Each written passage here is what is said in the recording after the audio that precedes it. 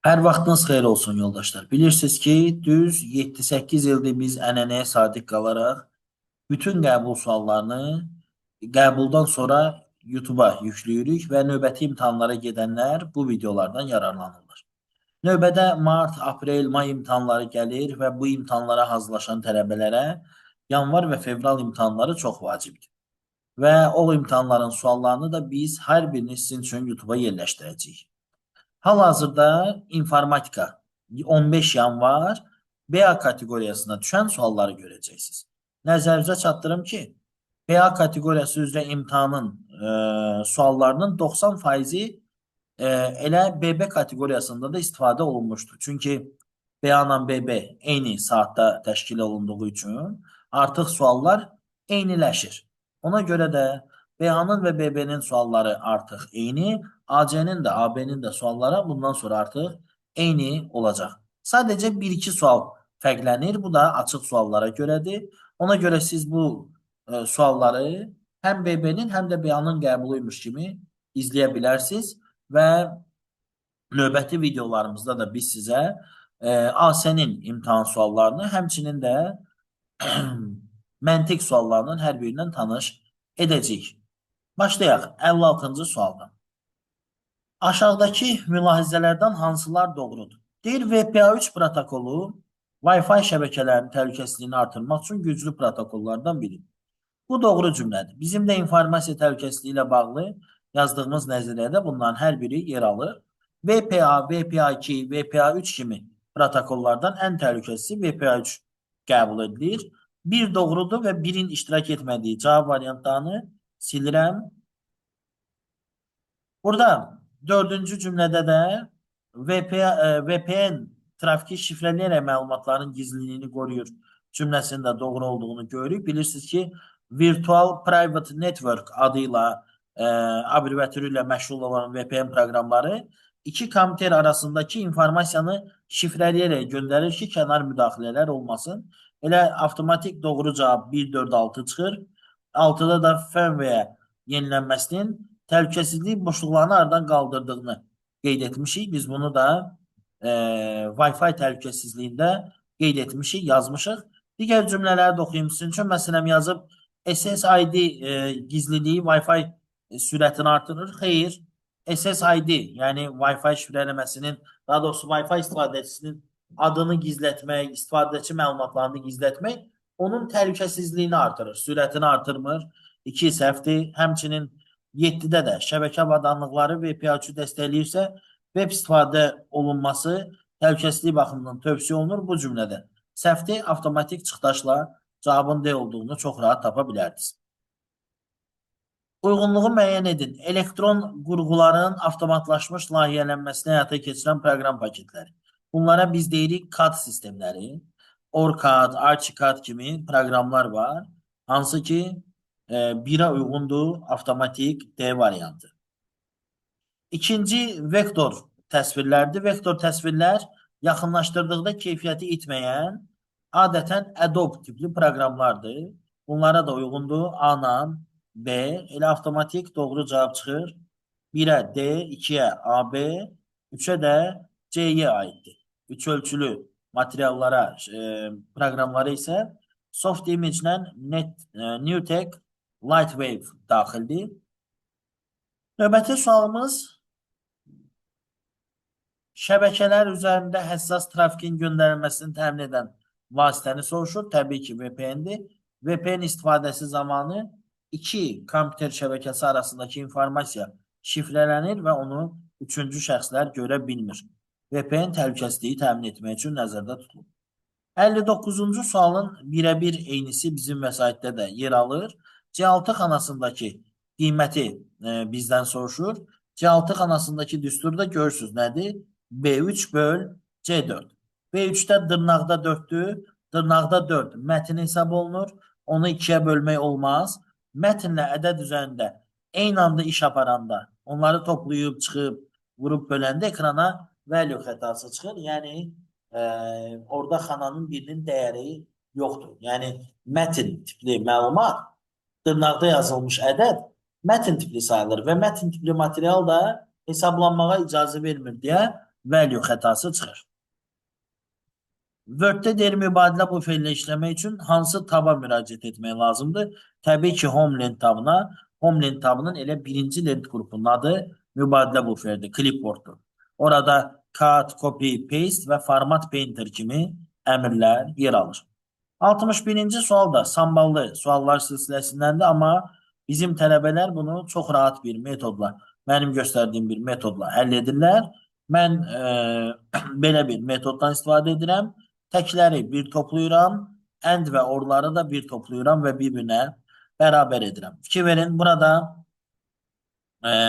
deməli, avtobus, velosiped və avtomobil sözləri tək verilib, amma digərləri bu əndin işarəsidir. Yuxarıda da şərtdə də qeyd olunub ki, bu simvol əndi xarakterizə edir.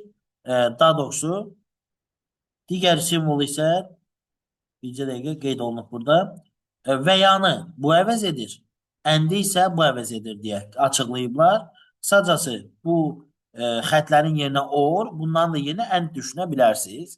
Və avtomatik yoldaşlar, biz başa düşürük ki, avtobusun, velosipedin və avtomobilin cəmini sol tərəfə yazmalıyıq. Onlar tək verilib. 38, üstəgəl 42, üstəgəl x. Çünki avtomobil sorğusunun cavabı yoxdur. Bərabərdir bütün əndlərin və bütün orların cəmi. Əndlərdən və orlardan toplasaq, biri 0-dır, biri 15-dir, biri 20-dir, biri də 75-dir. Görək neçə edir? Deməli, 75, 15, 90, üstünə də gəlirəm, 20, eləyir 110. Sağ tərəf 110, sol tərəfdə də 80 üstə gəl, x. Cavab eləyir 30. X, yəni avtomobil 30-a bərabərdir. Növbəti sual. Obyektləri qrup şəklində axtarmaq üçün. Bilirsiniz ki, axtarış simvolları, maska simvolları nəzərdə tutulur. Onlar ulduz və sualdır. Yəni 1 ilə 2-dir. Cavab Y variantıdır. Çox primitiv sualdır. 63-cü sualda sizə deyir A6 xanasının qiymətini tapın.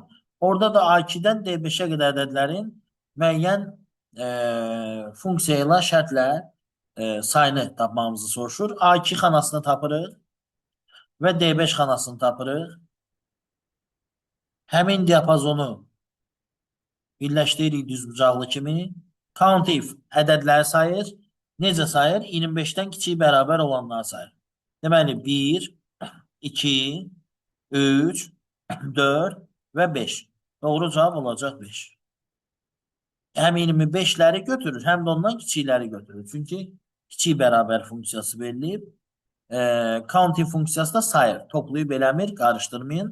Toplayan samdır, count sadəcə sayır. 64-cü sualda deyir ki, mətin prosesorunda aşağıdakı ifadə yığılıb. Mahir səhər balıq ovuna getdi. Bundan sonra deyir, aşağıdakı əməliyyatlar icra olunur. 1. Mahir söz seçilir, kat olunur, end düyməsi sıxılır və paste olunur.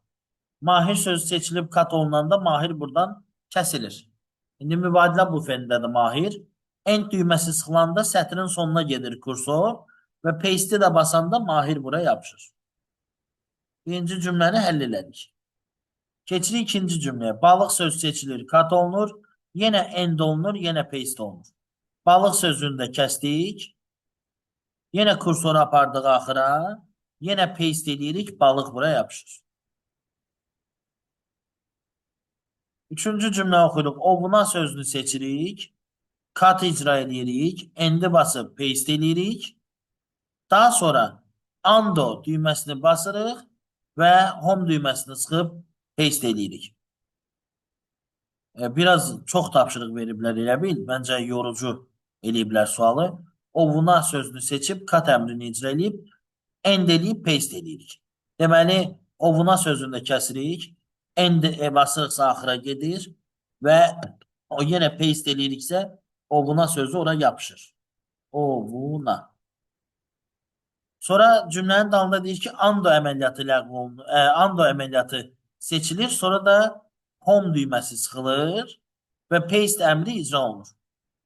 Undo eləyəndə təzdən kursor qayıdır yerinə və belə deyək, home düyməsi sıxılırsa gedir başa, və sözü təzədən oraya yapışdırır. O buna sözünü təzədən yapışdırır ora. Axırda da deyir ki, getdi sözü seçilir. Kat olunur, end olunur, paste olunur, sonra 2 dəfə undo basılır. Elə bil getdi sözünü seçdim, kəsdim, getdim ən axıra yapışdırdım. Andonu basanda təzədən qayıdır yerinə və bir daha da andonu basanda orada təzədən söz bərpa olunmuş olur. Qısacası burada ovuna sözü əvvələ getmişdi. O silinməli idi buradan, çünki ando ilə qabağa getmişdi. Soruşur ən axırda cümlənin sonunda nə qalır? Cümlənin sonunda balıq sözü qalır. Mənim fikrimcə çox mənasız bir sualdır. Bu əmrlərin nə işə yaradığını soruşmaq bu qədər uzun mətnlə təşkil edilməməli idi. Daha sadə formada verilməli idi. Üstündən bir daha sürətli şəkildə keçə bilərəm. Çünki məncə biraz qarışıq oldu. Əvvəlcə deyir ki, Mahir sözünü seç, kəs, kursoru axıra apar və orada yapışdır. Mahiri yapışdırırıq. Sonra deyir balıq sözündə kəs, kursoru axıra apar, yapışdır. Sonra deyir ovuna sözündə kəs, apar, yapışdır. Sonra oradan qopart, əvvələ yapışdır. Ona görə heç daha bura yazmıram. Sonra da deyir getdi sözünü kəs, apar, axıra yapışdır. Sonra da 2 dəfə ando əmrini bas, avtomatik getdi sözü qayıdacaq yerinə. Cümlənin də sonunda balıq dayanacaq. Yenə deyirəm, çox uzun, çox mənasız bir sualdır. Biraz adamın səbrini ölçür sanki. Növbəti sual deyir, seçilmiş diaqramın tipini dəyişmək üçün hansı lent tabından istifadə olunur? Bu Excel proqramına aid bir sualdır. Gəlin gedək, əyani şəkildə bu sualı sizə göstərim.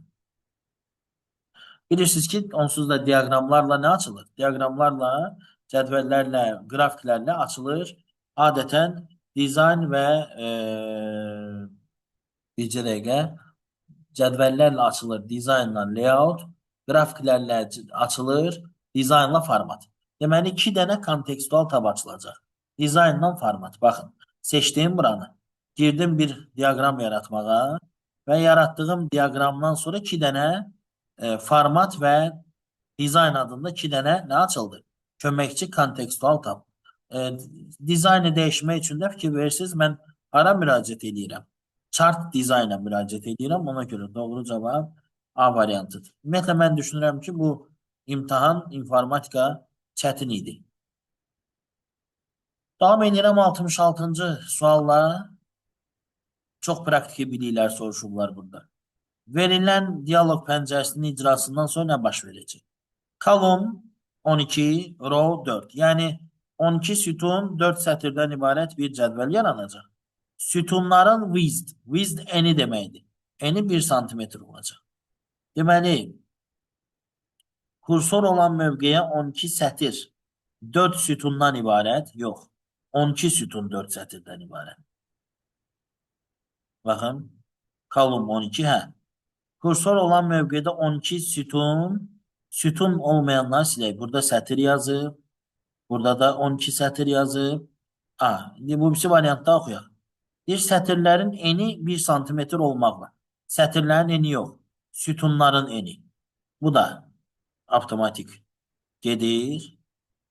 Sütunların eni. Deməli, kursor olan mövqeyə 4 sətir 12 sütundan ibarət cədvəl əlavə olunur. Sütunların eni 1 santimetr olmaq şərti ilə. Cavab C variantı. Növbəti suala keçirik. İyerarxik verilənlər bazası modelinə uyğundur. Nə? Diskdəki saxlanılan kataloqlar. Ən azından yadınızda saxlayın ki, Windows əməliyyat sistemində mən demişdim ki, Windows əməliyyat sistemində File Explorer adında proqram var. Bu proqram qovluqların daxilinə iyerarxik şəkildə keçməyə, ağacvari şəkildə keçməyə və onların içindəki faylları filan bizə göstərməyə işə yarayır. İyerarxiya ağacvari quruluş deməkdir. Unicode-da deyir, yığılmış bu mətin neçə bayt yer tutur? Bilirsiniz ki, 68-ci tipli suallar belə tənzimlənir. Hər bir simvol yaddaşda Unicode sistemində 2 bayt yer tutur. 2 bayt. Siz buradaki ifadəni Mübariz İbrahimov Azərbaycan Respublikasının milli qəhrəmanıdır ifadəsindəki bütün hərfləri, nöqtələri, simvolları bir-bir sayacaqsınız. 1, 2, 3, 4, 5, 6, 7, 8, 9, 10 belə axıra kimi sayacaqsınız və 2-yə vuracaqsınız, doğru cavabı tapacaqsınız. Axıra kimi saymayaq, vaxt getməsin. Məsələn, vüqar sözü 5 simvoldan ibarətsə, deməli yaddaşda 10 bayt yer tutacaq. Belə bir şey. Bir hansı rejimlərdə slaydlara əlavə olmuş qeydlərə baxmaq, onları redaktə etmək olur.